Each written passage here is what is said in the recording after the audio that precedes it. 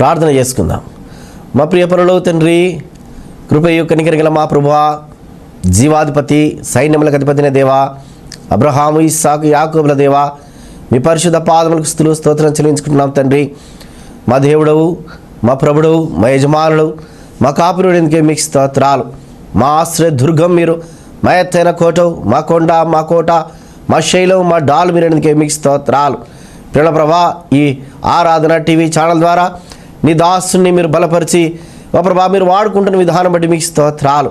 అనేకులు నీ వాక్యం ద్వారా బలపరచబడి, ఆదరించబడి, ఓదార్చబడి, కుటుంబంలో సంతోషం, ఆనందం విరజిములట్టు మీరు చేస్తున్న కృప అంతటి మీకు స్తోత్రాలు.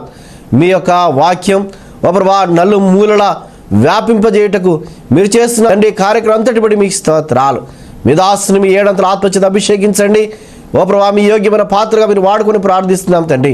ఓ ప్రభా ఈ టీవీ ద్వారా అనేకులు విని యో ప్రభా ఎవరికి పాప క్షమాపణ అవసరమో, ఎవరికి రక్షణ అవసరమో ఓ ప్రభా వారి అక్కర కొలది నీ వాక్యం నీ దాసుడు ఓ ప్రభా మీ పరలోక సింహాసనం నుంచి అందించినట్టు సహాయం చేయండి.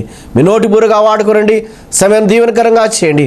అనేకులు విని ఓ ప్రభా మీ నామములో ఓ ప్రభా రక్షణ పొందుటకు సహాయం చేయని ప్రార్థిస్తూ ఘనత మహిమ ప్రభావం మీకే ఆరోపిస్తూ యేసుక్రీస్తు పరిశుద్ధ నామములో ప్రార్థించి స్తుతించి పెట్టుకుంటున్నాం తండ్రి. ఆమెన్. దేవుని నామానికి స్తోత్రములు, స్తుతి కలుగును గాక. మరి దేవుని యొక్క వాక్యంలోనికి మనము వెళ్దాం, దేవుని మాటలను ధ్యానం చేసుకుందాం. చూసినట్లయితే ఈరోజు అంశము ఉపవాసమును గురించి 7 విషయాలను మనం చూద్దాం. 7 మెట్లుగా మనము ధ్యానం చేసుకున్నట్లయితే చూడండి, ఉపవాసమును గురించి 7 విషయాలు. ఈ యొక్క ఉపవాస దినాలలో ఉన్నాము గనుక మనం చూసినట్లయితే ఇక్కడ అంటాడు మత్తయి సువార్త 6వ అధ్యాయము 16, 17 వచనాలు మనం చూసినట్లయితే అక్కడ అంటాడు, మీరు ఉపవాసం చేయనప్పుడు వేషధారుల వలె దుఃఖముకులై ఉండకుడి, తాము ఉపవాసము చేయుచున్నట్లు మనుషులకు కనబడవలెనని వారు తమ ముఖములను వికారము చేసుకొందురు, వారు తమ ఫలములు పొంది ఉన్నారని నిశ్చయముగా మీతో చెప్పుచున్నాము. ఉపవాసము చేయుచున్నట్లు మనుషులకు కనబడవలెనని కాక రహస్యమందున్న నీ తండ్రికే కనబడవలెనని నీవు ఉపవాసము చేయుచున్నప్పుడు నీ తల అంటుకొని నీ ముఖము కడుక్కొనుము. హల్లెలూయా. ఇక్కడ దేవుని యొక్క మాటలు తెలియజేయబడుతూ ఉన్నాయి, వాక్యము తెలియజేయబడుతూ ఉన్నది. చూసినట్లయితే ఈ యొక్క ఉపవాస దినాలలో మనము వెళ్తూ ఉన్నాము గనుక ఏమని అంటున్నాడంటే, మనుష్యులకు కనబడవలననే ఉపవాసము చేయవద్దు. ఎలాంటి ఉపవాసం చేయవద్దంట?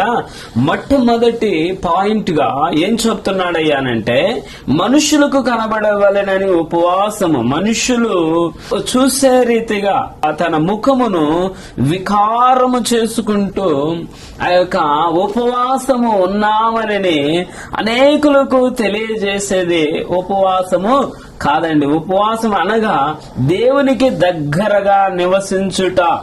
ఉపవాసము అనగా దుర్మార్గులు దేవునికి దగ్గర కావడము. అటువంటి ఉపవాసము చేయాలి. ఉపవాసము అనగా దగ్గరగా నివాసము చేయడము, దేవుని దగ్గరకు రావడము. ఉపవాసము అనేది ఏదో మనుషులకు కనబడాలని చెప్పి ముఖమంతా వికారం చేసుకుని చూపించేది కాదు గాని, ఇక్కడ అంటున్నాడు దేవునికి దగ్గరగా నివసించడమే ఉపవాసము అని చెప్తున్నాడు. ఉపవాసము అనగా నీవు ఇతరులను మెప్పించే ఉపవాసము కాదు, ఇతరులను ఏదో ఆ యొక్క విధి చేసే ఉపవాసము కాదండి. ఉపవాసములో ఉన్న ఆ యొక్క ఏంటి అని అంటే, ఉపవాసములో ఉన్న విధేయతలు ఎలాంటివయ్యా అనంటే, మనుషులకు కనబడవలెనని ముఖము వికారము చేసుకుంటూ ఆ యొక్క రొట్టెలు తినుట కాదండి.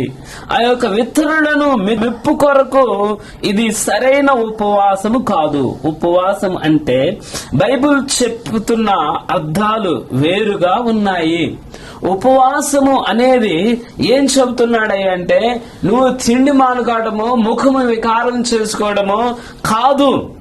కానీ దేవునికి దగ్గరగా ఉండే ఉపవాసము ఏంటిదయ్యా అనంటే అక్కడ అంటున్నాడు, ఏమని అంటున్నాడు 17వ వచనంలో, ఉపవాసము చేయుచున్నట్లు మనుషులకు కనబడవలెనని కాక రహస్యమందున్న నీ తండ్రికే కనబడవలెనని నీవు ఉపవాసము చేయాలి. ఇంకా 6వ అధ్యాయం 6వ వచనంలో గాని ఏమంటాడంటే, నీవు ప్రార్థన చేయనప్పుడు నీ గదిలోనికి వెళ్లి తలుపు వేసుకొని రహస్యముగా నీ తండ్రికి ప్రార్థన చేయము, అప్పుడు రహస్యమందు చూచున్న నీ తండ్రి నీకు ప్రతిఫలం ఇచ్చును. మరియు మీరు ప్రార్థన చేయనప్పుడు హల్లెలూయా ఏం చెప్తున్నాడంట, నీవు ఉపవాసం ఉన్నప్పుడు ఇక్కడ గాని అదే చెబుతున్నాడు. ఏమని అంటున్నాడు, రహస్యమందున్న నీ తండ్రికి ప్రార్థన చేయము, అప్పుడు రహస్యమందు చూచు నీ తండ్రి నీకు ప్రతిఫలం ఇచ్చి, నీ తండ్రి నీకు ప్రతిఫలం ఇస్తాడండి. ఎట్లాంటి ఉపవాసం చేద్దంటున్నాడంటే, మీరు ఉపవాసము చేయనప్పుడు వేషధారుల వలె మీ యొక్క ముఖము దుఃఖాక్రాంతురాలుగా, వేషధారుల వలె. అక్కడ ఏమంటున్నాడంట 16వ వచనం, మీరు ఉపవాసము చేయనప్పుడు వేషధారుల వలె దుఃఖముఖులై ఉండకుడి, తాము ఉపవాసము చేయుచున్నట్లు మనుషులకు కనబడవలెనని వారు తమ ముఖమును వికారం చేసుకుంటున్నారండి. మనుషులకు కనబడే ఉపవాసం కాదు, దేవునికి కనబడే ఉపవాసము. నీ గదిలోనికి వెళ్లి రహస్యముగా దేవునితో నీవు ప్రార్థన చేస్తే, దేవునితో సమయము గడిపితే, ఉపవాసము అనేది ఏంటిదయ్యా అనంటే దేవునితో దగ్గర కావడము నిజమైన ఉపవాసము. దేవుని యొక్క ఆ యొక్క సంబంధిగా. అందుకని అంటున్నాడు, రహస్యంగా గదిలోనికి వెళ్లి రహస్యంగా చూస్తున్న నీ దేవునికి ప్రార్థన చేయి. వేషధారుల వలె కాకుండా, వేషాలు వేసుకునే రీతిలో కాకుండా. ఎటువంటి ఉపవాసం చేయాలి అంటే నీ తండ్రి రహస్యంగా చూస్తున్నాడు గనక నీవు రహస్యంగా గదిలోనికి వెళ్లి ప్రార్థన చేయాలి, దేవునితో సమయము గడపాలి. తినడము ఆ యొక్క తినకపోవడము కాదండి, దేవునితో నీవు సహవాసము కలిగి ఉండడమే నిజమైన ఉపవాసముగా మనము అనుకుంటున్నామండి, తెలుసుకుంటున్నామండి. చూడండి, అందుకనే రెండవ మెట్టుగా, రెండవ పాయింట్ గా మనం చూద్దాము.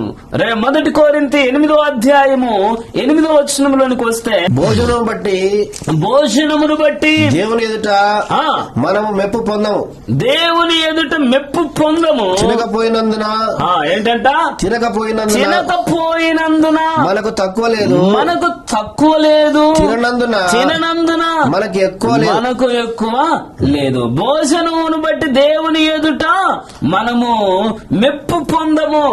ఒకవేళ నువ్వు తిన్నా తినకపోయినా ఏది ఆ యొక్క మెప్పు పొందేది కాదు అనండి. దేవుని నామానికి స్తోత్రములు కలుగును గాక. ఇక్కడ ఏమని అంటున్నాడు అనంటే, భోజనమును తినకపోయినందున మనకు తక్కువ లేదు, తినినందున మనకు ఎక్కువ లేదండి. భోజనం విషయం చెప్తలేడు.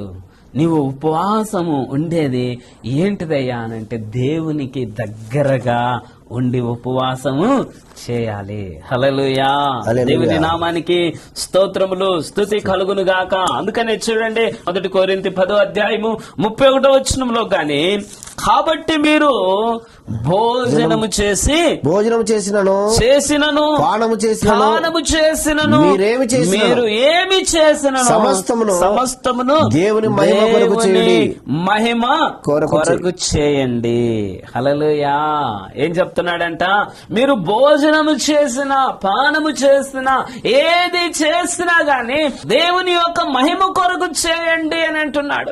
దేవుణ్ణి మహిమ పరిచే రీతిగా ఉండాలి. నీవు చేసే ఆ యొక్క ఉపవాసము, నీవు చేసే ఈ యొక్క ప్రార్థనలు, నీవు చేసే ఏదైనా కావచ్చు, దేవుణ్ణి మహిమపరచబడే రీతిలో ఉండాలి. కాబట్టి మీరు భోజనము చేసిన, పానము చేసినను మీరు దేవుని మహిమ కొరకు చేయండి అని చెప్పి చెప్పబడుతూ ఉన్నదండి. హల్లెలూయా. దేవుని నామానికి స్తోత్రములు కలుగును గాక. రోమపత్రిక 14వ అధ్యాయం 17వ వచనంలోనికి వస్తే అక్కడ కొన్ని మాటలు మనకు కనబడుతున్నాయి. దేవుని రాజ్యము భోజనమును పానమును కాదు గాని నీతియు సమాధానమును పరిశుద్ధాత్మయందలి ఆనందమునై ఉన్నది. హల్లెలూయా. దేవుని నామానికి స్తోత్రములు కలుగును గాక. ఇక్కడ ఏమని అంటున్నాడంటే, దేవుని రాజ్యము భోజనమును పానమును కాదు గాని నీతియు సమాధానము పరిశుద్ధాత్మయందలి ఆనందమునై ఉన్నది. హల్లెలూయా. ఏం కావాలంట? భోజనం చేసేది కాదండి. దేవుని రాజ్యము ఏం చెప్తున్నాడంట? నీతి, సమాధానము, పరిశుద్ధాత్మ ఆనందముతో తెలియజేస్తున్నాడండి. హల్లెలూయా. దేవుని నామానికి స్తోత్రములు, స్తుతి కలుగును గాక. దేవుని బిడ్డలారా, ఈరోజు ప్రభు నీతో నాతో మాట్లాడుతున్న విషయాలు చూడండి. అలాగనే చదువుకుంటూ వస్తే 18, 20 దాకా మనం చూసుకుంటూ వస్తే, ఈ విషయమందు క్రీస్తుకు దాసుడైన వాడు దేవునికి ఇష్టుడును మనుషుల దృష్టికి యోగ్యుడనై ఉన్నాడు. కాబట్టి సమాధానమును పరస్పర క్షేమాభివృద్ధి కలుగజేయ వాటినే ఆసక్తితో అనుసరింతుము. భోజనము నిమిత్తము దేవుని పనిని పాడు చేయకుడి. సమస్త పదార్థములు పవిత్రములే గాని అనుమానముతో తినువానికి అది దోషము. హల్లెలూయా. ఏంటంట? తిండి కొరకు దేవుని పనిని ఏం చేయకూడదంట? పాడు చేయవద్దు. నీవు తినే విషయములో దేవుని యొక్క పనిని, దేవుని యొక్క రాజ్యాన్ని, దేవుని యొక్క రాజ్య విస్తరణ, దేవుడు రాజ్యము భోజనము నిమిత్తము కాదు అని చెప్తున్నాడు. హల్లెలూయా. దేవుని నామానికి స్తోత్రములు కలుగును గాక. దేవుని బిడ్డలారా, ఈరోజు భోజనము నిమిత్తము దేవుని పని పాడు చేయవద్దు. ఆ యొక్క తిననందున ఎక్కువ కాదు, తినినందున తక్కువ కాదు విషయము చెబుతూ ఉన్నాడండి. దేవుని బిడ్డలారా, ఈరోజు ఉపవాసములో ఉండే ఈ యొక్క ప్రాముఖ్యతమైన 7 విషయాలను మనము చూస్తూ ఉన్నాము. ఉపవాసమును గురించి 7 విషయాలు చూడండి. ఆ యొక్క 3వ పాయింట్ గా మనము వెళ్తూ ఉన్నాం. 3వ మెట్టుగా, 3వ పాయింట్ గా మనం చూసినట్లయితే, యెషయా 58వ అధ్యాయము 6 వచనంలో చదివినట్లయితే, దుర్మార్గులు కట్టిన కట్లను ఇప్పుటయు కాడిమాను మేకులు తీయుటయు బాధింపబడిన వారిని విడిపించుటయు ప్రతి కాడిని విరగొట్టడము నేను ఏర్పరచిన ఉపవాసము కదా అని అంటున్నాడు. ఈ 3వ పాయింట్ లో ఆత్మలను రక్షించుటకు నిజమైన ఉపవాసము, దుర్మార్గులు కట్టిన ఆ యొక్క కట్లను విప్పుటయు బాధింపబడిన వారిని విడిపించుటయు, ఇదే నిజమైన ఉపవాసము. హల్లెలూయా. ఉపవాసములో కొన్ని ఆ యొక్క బంధకాల నుండి ఏం చేస్తున్నాడంట? ఇక్కడ ఏమంటున్నాడు? విడిపిస్తూ ఉన్నాడు. దుర్మార్గులు కట్టిన కట్లను ఇప్పుటయు, కాడిమాను మేకులు తీయుటయు, బాధింపబడిన వారిని విడిపించుటయు, ప్రతి ఆ యొక్క కాడిని విరగొట్టుటయు నేను వేర్పరచుకున్న ఉపవాసము కదా. హల్లెలూయా. ఆయన ఏర్పరచుకున్న ఉపవాసము ఎలాంటిదయ్యా అంటే, ఆ యొక్క ఆత్మలను రక్షించుటకు నిజమైన ఉపవాసం గురించి చెప్తున్నాడు. ఆత్మలను రక్షించేదానికి ఇది నిజమైన ఉపవాసము అని చెప్పి చెబుతూ, దుర్మార్గులు కట్టిన కట్లను విప్పడమే నిజమైన ఉపవాసం. హల్లెలూయా. దేవుని నామానికి స్తోత్రములు కలుగును గాక. ఉపవాసములో ఉన్న కొన్ని ఆ యొక్క భావాలు, ఉపవాసములో ఉన్న కొన్ని భావాలు చూసినట్లయితే అక్కడ అంటాడు, ఏమని అంటాడు అని అంటే, ఒక ఆత్మను దేవుని యొద్దకు నడిపించడమే నిజమైన ఉపవాసం. నువ్వు ఉపవాసం ఉండి ఒకరి కొరకు ఒక నశించిపోతున్న ఆత్మను రక్షించడమే నిజమైన, దేవుని వైపుకు నడిపించడమే నిజమైన ఉపవాసము అని అంటాడు. ఆకలి కొనిన వారికి ఆహారము పెట్టుటయే నిజమైన ఉపవాసం అని అంటాడు. చూడండి 7వ వచనం చదివినట్లయితే, నీ ఆహారము ఆకలి కొనిన వారికి పెట్టుటయు నీ రక్త సంబంధికి ముఖమును తప్పింపకయును దిక్కుమాలిన బీదలకు నీ ఇంట చేర్చుకొనుటయు వస్త్రహీనుడు నీకు కనబడినప్పుడు వాడి వస్త్రములు ఇచ్చుటయు ఇదే కదా నాకు ఇష్టమైన ఉపవాసము. హల్లెలూయా. ఏమని అంటున్నాడు? నీ ఆహారము ఆకలి కొనిన వాడికి పెట్టుము అని అంటున్నాడు. ఆకలి కొనిన వాడికి నీవే ఆ యొక్క తిని తృప్తిపరచబడి ఆ యొక్క నేను ఉపవాసాలు ఉంటున్నాను, అనేకమైన పనులు చేస్తున్నానంటే, నీవు ఆకలి కొనిన వాడికి ఆహారం పెట్టడమే నిజమైన ఉపవాసము. చూడండి, చాలా సార్లు నేను ఆ యొక్క రోడ్డు ప్రక్కన ఉండే వాళ్ళ కాడికి వెళ్లి భోజనాలు పెడుతూ ఉంటాను.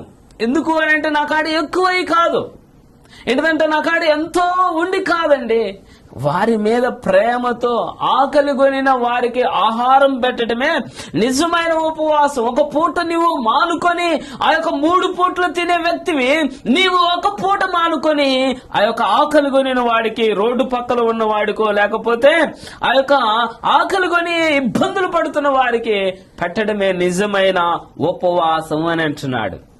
దిక్కులేని పేదలను నీ వెంట చేర్చుకొనుటే నిజమైన ఉపవాసము. వస్త్రాలు లేని వారికి వస్త్రాలు ఇవ్వడమే. నీకు ఆ యొక్క 2 వస్త్రాలు కలిగి ఉంటే ఒకటి లేని వానికి ఇవ్వడమే నిజమైన ఉపవాసం. చెప్పడానికి బానే ఉంటదండి. హల్లెలూయా. ఏంటంట చెప్పడానికి బాగానే ఉంటది, ఎన్నో మాటలు చెప్తాం, ఎన్నో తీయటి మాటలు చెప్తూ ఉంటాం, ఎన్నో తీయకరమైన ఆ యొక్క వాక్యాలు చెబుతూ ఉంటాము, అనేక రకాలుగా వెళ్తూ ఉంటాము. కానీ చేతుల దగ్గరకు వస్తే ఏమైతాయి అంట? వెనక్కి అయిపోతుంటాయి. ఇవ్వడానికి రాదు, చేయడానికి రాదు. చేసేవాడిని చూస్తే ఓర్చుకోలేని పరిస్థితులలో జీవిస్తూ ఉన్నారు. సమాజము ఆ రీతిలో ఉన్నది, సమాజము ఆ రీతిలో నడుస్తూ ఉన్నది. ఎందుకు దాచిపెట్టుకొని ఏం చేసుకుంటాం చెప్పండి? దాచిపెట్టుకొని నీవు కోట్లాది రూపాయలు దాచిపెట్టుకొని ఏం చేసుకోగలుగుతావు? ఇక్కడ అంటున్నాడు ఉపవాసము అనగా ఏంటిదయ్యానంటే, ఆ యొక్క వస్త్రాలు లేని వానికి వస్త్రాలు వేయడమే నిజమైన ఉపవాసం. ఆకలి కొని వానికి ఆహారం పెట్టడమే నిజమైన ఉపవాసము. దిక్కులేని ఆ యొక్క బీదలను నీ ఇంట చేర్చుకొనుటకే నిజమైన ఉపవాసము అని చెబుతూ ఉన్నాడు. అందుకని అంటున్నా, ఇదే కదా నాకు ఇష్టమైన ఉపవాసము. ఏమంటున్నాడంట? ఇదే కదా నాకు ఇష్టమైన ఉపవాసము. దేవునికి ఇష్టమైన ఉపవాసాలు చేయకుండా ఎన్నో ఆ యొక్క రీతులుగా చెబుతూ ఉన్నాడు. లెంటి డేస్ అని చెప్పి, 40 రోజులని చెప్పి ఆ యొక్క చేస్తూ ఉంటారు. తప్పు కాదండి, తప్పు కాదు. కానీ ఇక్కడ ఏం చెప్తున్నాడంటే, నిజమైన ఉపవాసము ఏంటిదయ్యానంటే, ఆకలి కొనిన వాడికి ఆహారం పెట్టడం. నీవు ఒక పూట మానుకొని ఇతరులకు ఆ యొక్క లేని వాడికి ఆహారం పెట్టడమే నిజమైన ఉపవాసముగా చూస్తూ ఉన్నాము. దేవుని నామానికి స్తోత్రములు. నీ రక్త సంబంధికి ముఖము తప్పింపకుండుటకే నిజమైన ఉపవాసం అని చెప్తున్నాడండి. హల్లెలూయా. దేవుని నామానికి స్తోత్రములు కలుగును గాక. అందుకనే కింద భాగంలో మనము చూసినట్లయితే, అలాగు నీవు చేసిన ఎడల నీ వెలుగు వేకువ చుక్కవలే ఉదయించును. స్వస్థత నీకు శీఘ్రముగా లభించును. నీ నీతి నీ ముందర నడుచును. యెహోవా మహిమ సైన్యపు వెనుకటి భాగమును కావలి కాయను. హల్లెలూయా. దేవుని నామానికి స్తోత్రములు, స్తుతి కలుగును గాక. దేవుని బిడ్డలారా, ఈరోజు ప్రభు నీతో నాతో మాట్లాడుతూ ఉన్నాడు. నీ రక్త సంబంధిని ప్రేమించు, బంధువులను సమాధానంగా ఉంచుకో, ఉపవాసము ఉంటూ ఎందుకు వస్త్రాలు లేని వారికి వస్త్రాలు ఇయ్యట్లేదు? ఉపవాసం అనగా ఆకలి కొనిన వాడికి, దుర్మార్గుల కట్లు ఇప్పడానికి నిజమైన ఉపవాసముగా చూస్తూ ఉన్నామండి. హల్లెలూయా. దేవుని నామానికి స్తోత్రములు, స్తుతి కలుగును గాక. చెప్పడానికి ఏవేవో చెబుతూ ఉంటాం. నిజమైన దేవునికి ఇష్టమైన ఉపవాసము చేయడానికి నీవు ముందుకు రావాలి అని దేవుని యొక్క మాటలు తెలియజేయబడుతున్నాయి. చూడండి, ఆ యొక్క 4వ పాయింట్ గా మనం వెళ్ళినట్లయితే ఏవెల్లో చూసినట్లయితే 2వ అధ్యాయము 12వ వచనం చూసినట్లయితే, ఇప్పుడైనను మీరు ఉపవాసముండి కన్నీరు విడుచుచు దుఃఖించుచు మనఃపూర్వకముగా తిరిగి నా యొద్దకు రండి అని అంటున్నాడు. హల్లెలూయా. ఎంత మంచి మాటలు చెబుతున్నాడంటే, చేసిన పాపాన్ని బట్టి పశ్చాత్తాప పడేందుకు ఉపవాసం ఉండాలి. ఏంటంట, నీవు చేసిన పాపాన్ని బట్టి పశ్చాత్తాపం, అయ్యా నేను ఈ రీతిలో చేశానయ్యా, నా పాపములు క్షమించయ్యా అని పశ్చాత్తాపడాలి. దావీదు గాని ఉపవాసం చేసినాడు, పాపమును ఆ యొక్క పాపముతో బిడ్డను కన్నాడు, కానీ పశ్చాత్తాప పడ్డాడండి. ఇక్కడ ఈరిగాని చెబుతూ ఉన్నాడు ఏంటంట, మళ్ళీ నేనేం చెప్తున్నాడు, తిరిగి నా యొద్దకు రండి అని చెప్పి చెబుతూ ఉన్నాడండి. హల్లెలూయా. దేవుని నామానికి స్తోత్రం. తన పాపమును ఒప్పుకొని పశ్చాత్తాపడే అదే ఉపవాసము గదా. దేవుని నామానికి స్తోత్రములు కలుగును గాక. అనేక మంది పాపాలు చేస్తున్నారు, కానీ పశ్చాత్తాపము లేదు. మరలా ఉపవాసం ఉంటారు. లాభం ఏంటి?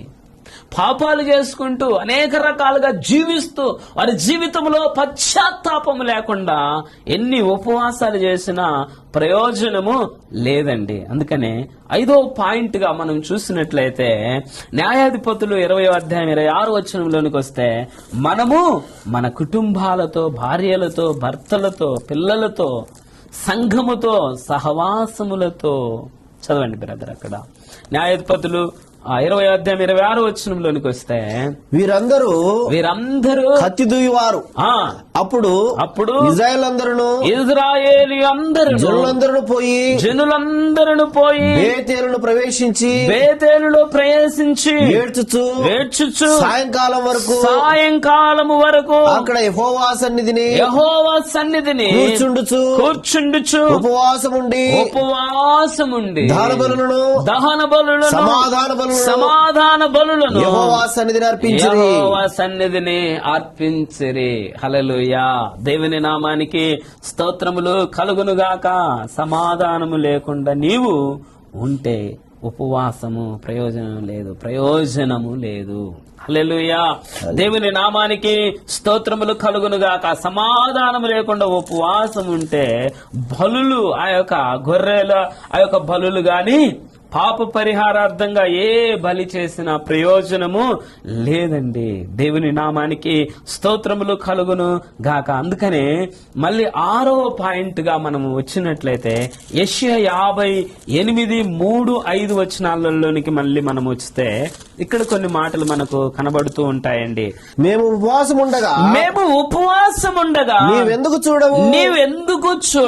మేము మా ప్రాణములను ఆయాసపరచు కొనగా నీవెందుకు లక్ష్య పెట్టవు అని అందరు.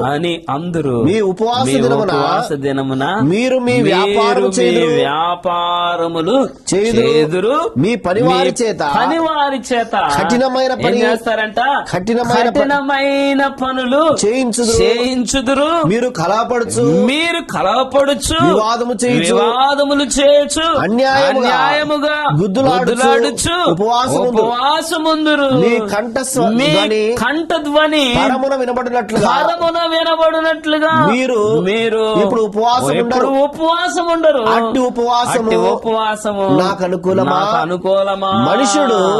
మనుషులు తన ప్రాణమును బాధపరచుకొనవలసిన దినము అట్టిదేనా? ఒకడు జమ్ము వలె తల వంచుకొని గోనెపట్ట కట్టుకొని బూడిదపరచుకొని కూర్చుండుట ఉపవాసమా? అట్టి ఉపవాసము యెహోవాకు ప్రీతికరమని మీరు అనుకుందురా. హల్లెలూయా. దేవుని నామానికి స్తోత్రములు కలుగును గాక. ఇక్కడ ఈ యొక్క 6వ పాయింట్ గా ఏం చెప్తున్నాడు? దేవునికి అనుకూలమైన వారు ఏది చేస్తున్నారు? దేవునికి అనుకూలమైన ఉపవాసము చేయట్లేదు. అందుకని ఆయన చెబుతూ ఉన్నాడు అన్నమాట, ఇటువంటి ఉపవాసము నాకు ఇష్టము లేదు. ఎందుకు అనంటే ఆ యొక్క అనేక వ్యాపారాలు చేసుకుంటూ అనేక రకాలుగా ఉపవాసాలు ఉంటున్నాము అని చెప్పుకుంటే వారి యొక్క పనివారి చేత కఠినమైన పనులు చేపిస్తూ ఉపవాసం ఉన్నామయ్యా అని అంటున్నారు. అటువంటి ఉపవాసము నాకు ఇష్టము లేదు. దేవునికి ఇష్టం లేని ఉపవాసాలు ఎన్ని చేస్తే ఏం లాభమండి? నువ్వు ఉపవాసం ఉంటున్నాను అని అంటూ నీ కాడున్న పని వారితో కఠినమైన పనులు చేస్తూ ఉన్నావు. ఆయన అంటున్నాడు, ఇటువంటి ఉపవాసము నాకు ఇష్టం లేదండి. నీ ప్రాణాన్ని ఆయాసపరుచుకునే ఉపవాసము నాకు ఇష్టం లేదు. ఒకడు జమ్ము వలె తల వంచుకొని గోనె పట్ట కట్టుకుని బూడిదలో కూర్చొని ఉండుట ఉపవాసమా? అట్టి ఉపవాసం యెహోవాకు ప్రీతికరమని మీరు అనుకుందురా. హల్లెలూయా. మరి ఎటువంటి ఉపవాసం అని అంటే 6వ వచనంలో చెప్తాడు, దుర్మార్గులు కట్టిన కట్లను విప్పుటయో. హల్లెలూయా. ఆయనకి ఇష్టమైన ఉపవాసము ఏంటిదయ్యా అంటే దుర్మార్గులు కట్టిన కట్లు ఎప్పుడమే నిజమైన ఉపవాసముగా ఆయన చెబుతూ ఉన్నాడు. చూడండి 7వ పాయింట్ గా మనం వస్తే చూసినట్లయితే అక్కడ ఏమని అంటున్నాడు అని అంటే 7వ పాయింట్ 2వ సాముయేలు 12వ అధ్యాయం 16వ వచనంలో అంటాడు, పాపము యెహోవా ఊరియా భార్య దావీదునకు కనిన బిడ్డను మొత్తినందున అది బహు జబ్బు పడెను. దావీదు ఉపవాసముండి లోపలికి పోయి రాత్రంతయు నేలపడి ఉండి బిడ్డ కొరకు దేవుని బతిమాలగా ఇంటిలో ఎన్నికైన వారు లేచి అతనిని నేల నుండి లేవనెత్తుటకు వచ్చిరి గాని అతడు సమ్మతింపగా వారితో కూడా భోజనం చేయకుండెను. హల్లెలూయా. దేవుని నామానికి స్తోత్రములు కలుగును గాక. ఏమంటాడంటే పాపము చూస్తూ ఉపవాసం ఉంటే దాని వలన నీకేమి నష్టము ప్రాప్తిస్తుంది. కొందరి ఈ విధముగా ఉపవాసాలు ఉంటారండి. ఏ విధముగా?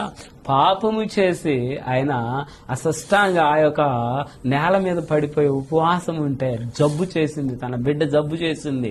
అయితే పాపము వలన వచ్చు జీతము ఏమైందంట? మరణం అయిపోతారు. హల్లెలూయా. ఈరోజు నీవు పాపాలు చేస్తూ ఉపవాసాలు ఉంటూ అంటే ప్రయోజనం లేదు. కానీ నీ జీవితము పశ్చాత్తాపపడి ప్రభు వైపుకు నీవు కలిగినట్లయితే ప్రభు తప్పకుండా నీవు చేసే ఉపవాసానికి అర్థం ఉంటుంది. రహస్యంగా పాపాలను ఒప్పుకొని ప్రభు తట్టు చూడు. దేవుడి మాటలను దీవించి ఆశీర్వదించును గాక. Amen. Amen. God bless you.